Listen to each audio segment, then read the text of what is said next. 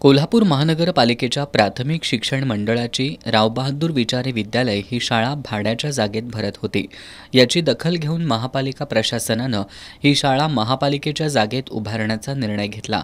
त्यासाठी जिल्हा नियोजन समितीमधून या शाळेच्या बांधकामासाठी 60 लाखांचा निधी मंजूर झालाय। या शाळेच्या इमारतीच्या बांधकामाचं भूमिपूजन आणि पायाभरणी समारंभ आज आमदार ऋतुराज पाटील यांच्यासह मान्यवरांच्या उपस्थितीत करण्यात आला।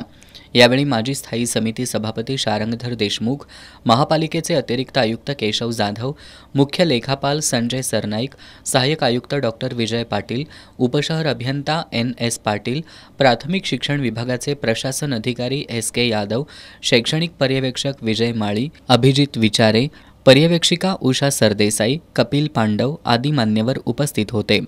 सुरुवातीला प्रशासन अधिकारी SK यादव यांनी या विद्यालयाबाबतची माहिती सांगितली। महापालिकेच्या शाळातील 21 विद्यार्थी गुणवत्ता यादीत आले असून महापालिकेच्या शाळातील विविध सुविधांसाठी निधीची आवश्यकता असल्याचं त्यांनी सांगितलं। महानगरपालिकेचे अतिरिक्त आयुक्त केशव जाधव यांनी महापालिकेच्या शाळांमधील विद्यार्थ्यांना स्पर्धा परीक्षेचं मार्गदर्शन करण्यात येत असल्याचं सांगितलं।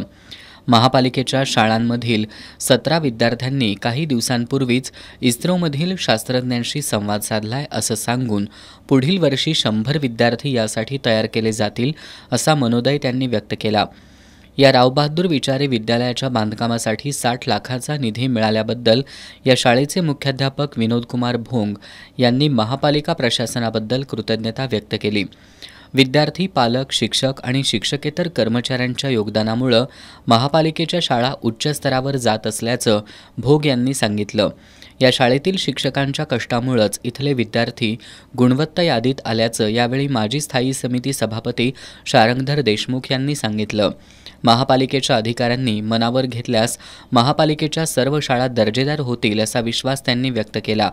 राज्य आणि देश घडवायचा असेल तर मुलं घडवणं गरजेचं आहे आणि मुलं घडवायची असतील तर चांगल्या शाळा तयार केल्या पाहिजेत असं प्रतिपादन यावेळी आमदार ऋतुराज पाटील यांनी केलं। महापालिकेच्या शाळांमधील शिक्षक आणि विद्यार्थ्यांना मूलभूत सुविधा पुरवल्यास या शाळा निश्चितच प्रगतीपथावर जातील असा विश्वास व्यक्त करून महानगरपालिकेच्या शाळा आणि विद्यार्थी यांच्यासाठी विविध प्रकारच्या निधीतून सर्वतोपरी सहकार्य केलं जाईल अशी ग्वाही आमदार ऋतुराज पाटील यांनी दिली।